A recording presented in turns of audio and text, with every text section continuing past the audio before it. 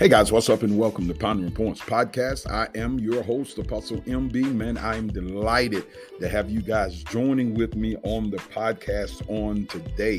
Happy 4th of July to you all. I know many of you guys probably got plans and you're planning on doing different things from either cooking out or grilling or going somewhere that someone is doing something or celebrating family reunions, or some of you may be hanging out at the beach. So I'm not going to hold you long today, but I just wanted to come in and for one, wish you all a happy 4th of July and pray that you continue to be safe out there. But I do have a point that I want to drop in your hearing on today. So whenever you catch it, if you're joining me live or if you catching me on the replay, again, thank you for being with us on today. I want to talk about something that is very dear and near to my heart. And I want to talk from a topic of it's about our future. It is about our future. You know, as we're celebrating this 4th and our Independence Day, and I know that in recent years, our knowledge of Juneteenth and understanding of what took place and how that the onset of and how even it was hidden from many of the slaves, that they were free of that knowledge when that happened, and our celebration of that, and as well as is today, our celebration of the 4th of July, our independence as a nation, that celebration. And I believe, and I was just thinking that we are, I believe, living on the verge. There's so much that's going on in this world, and a lot of this stuff is very concerning. Just in our city recently, just within a 24-hour period, less than a 24-hour period,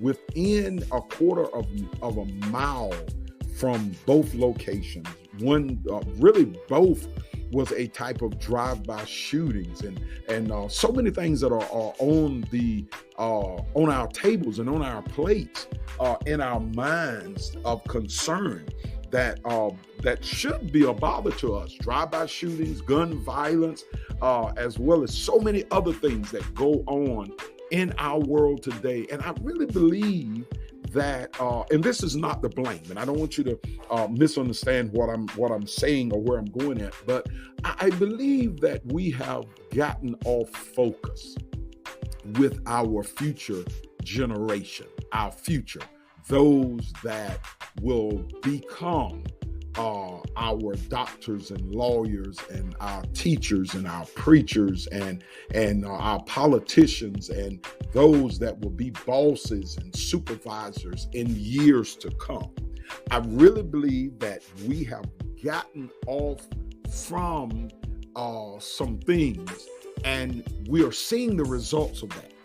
And I believe that we are experiencing or literally on the verge of a spiritual as well as a moral gap. What do I mean by that, Apostle? I mean that I believe that the current generation is not impacting, is not teaching, is not even really focusing on the future generations like the past generation focused on the current generation. Now, I want you to stay with me for just a second of where I'm going at and what I mean by that. In other words, I think that a lot are not focusing, the current parents are not focusing on their children, who will eventually, which is the future, who will eventually be parents one day, who will eventually do things in life. I don't think that they're impacting and focusing on their children as their parents focus on them. See, growing up, I'm 54, I'll be 55 in November. And I remember we didn't have cell phones growing up when I was at home as a teenager and young and stuff. And a lot of times I was in different places. I would leave and I would go down a few miles down to my grandparents, go down next door to my uncle's house, and visiting and going, especially on Sundays and stuff. And but they pretty much well knew where I was. and they impacted that. And one of the things that they impacted was, you go out and stuff, but when that sun start coming down, you need to be making your way back to the house. And if you guys are listening to me today, how many of you remember that your parents looked at that? Now I know a lot fell out and a lot went on. And many of you guys have done things, and you say, well, yeah, I was taught that, but I think we're missing something. We're missing something because we're seeing, even with gun violence, we're seeing guns placed in the hands of young people that really they're getting it in their hands too quickly. I believe that people, I remember the day when they had a problem with you, they would fight it out, fist fights. Every now and then you saw a knife, but just to get upset and just without any moral consciousness or anything, just shoot up, not even concerned with whose else is in. I'm after one, but I'm just shooting and just spraying bullets, and whoever it hits just get hit. I really believe that we need to get back with a focus back on our future.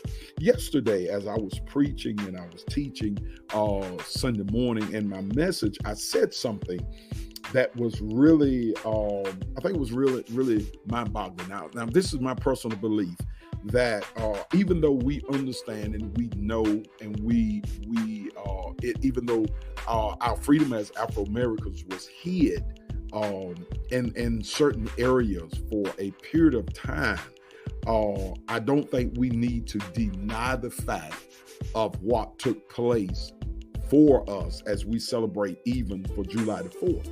Our freedom was paid as we, as Americans, as what we enjoy, whether we are white American, Spanish American, Native American, white American, whatever, our freedom that we now enjoy, that was costly for someone. That was very costly for someone. We enjoy this freedom as Americans. And I'm going to just read you an insert of what I talked about on yesterday. We enjoy the freedom as Americans because over 1 million brave soldiers paid for our freedom with their blood. Over 1 million soldiers. Consider this, those that signed the Declarations of Independence. 5 of those signers were captured by the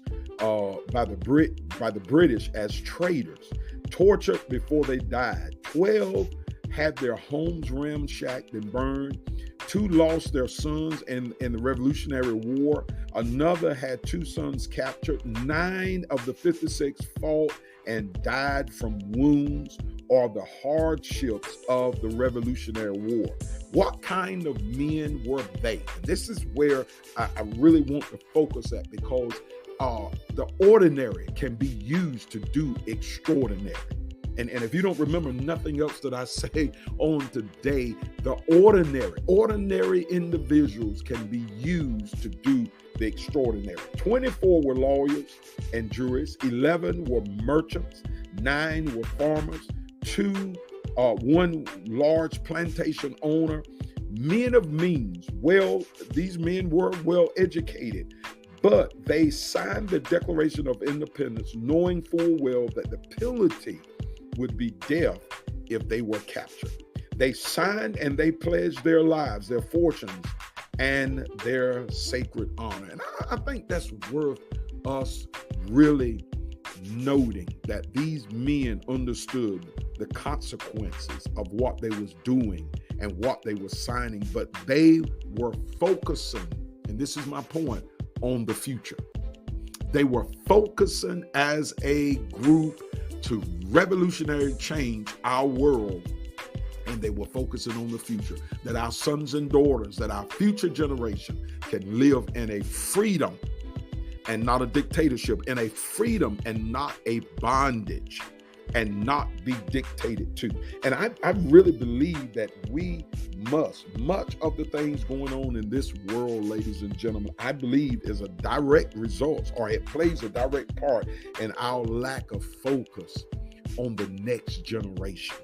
We are not teaching them the things I feel that they need to be impactful. My daddy used to teach, and y'all hear me talk about a lot about my parents, about my grandparents, and the things that they used to, I would hear them sitting around listening to them and things that they would tell me. And I used to hear my daddy would say this old cliche that early bird gets the worm. And he would, he said, you need to get up, because my dad was a farmer. So you need to get up. And there was times that growing up, my parents were farmers, and sometimes during the heat of the tobacco season, we would have to get up before we hit the field for them to crop the green tobacco. We would have to sometimes go and get up in the tobacco barn and get the barn filled with the dry tobacco and make room so that they could come back that afternoon and hang the green tobacco in that same barn. So we would have to get out, and my Saturdays were spent oftentimes growing up where I would, want to be hanging out and playing. And I had those opportunities, but I had work to do because I knew that this is their livelihood.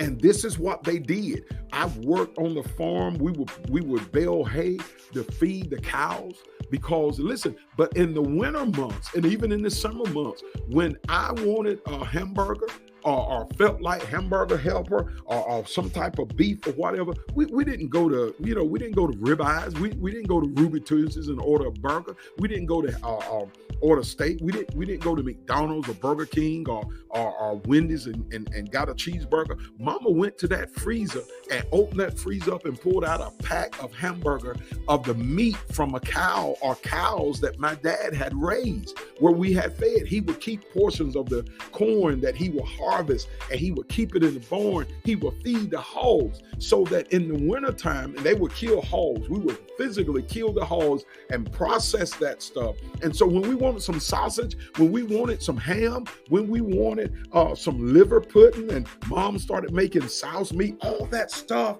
was right there available. It was as short as going to the freezer and taking it out and letting it thaw out and getting that. They invested that. Dad used to tell me all the time, he'd come home and the door was open and what are you trying to do? Air condition the outside. And when I got grown and got on my own, I began to hear many of the things that he taught me. He used to tell me, even if you went out of town and was going somewhere out of town and you knew you wasn't going to stop in somewhere and eat, he would say, always have some money. Never give anybody your last. You never know what you'll need. He said, even though you can go to the bank, but always keep something in your wallet. You never know, you may be in a situation where you can't go to the bank and get any money. They weren't dealing with credit cards back then. They were dealing with, they would go to the bank and withdraw some cash money or whatever. But he said, always keep money in your pocket. And I've learned from that. I've gleaned from that. And I've watched that. I've even watched my mom and a lot of the stuff.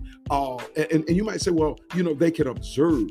But listen here, for our next generation, they got to see you doing it, mommy and daddy.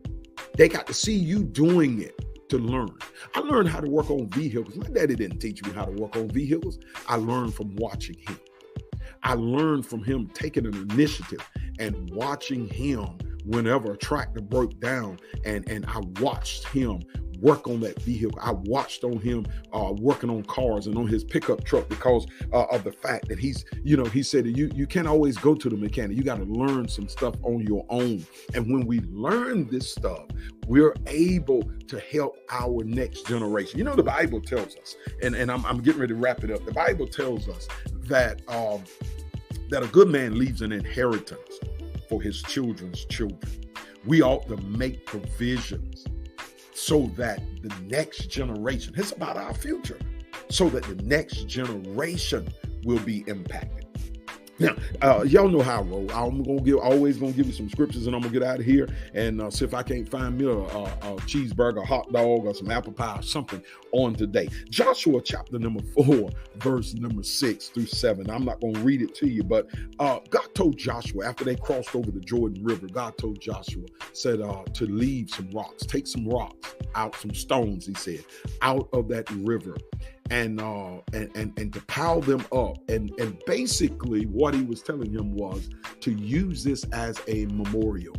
so that when the next generation, which was their sons and their daughters, when they asked and when they inquired about this, you can explain to them of what happened, how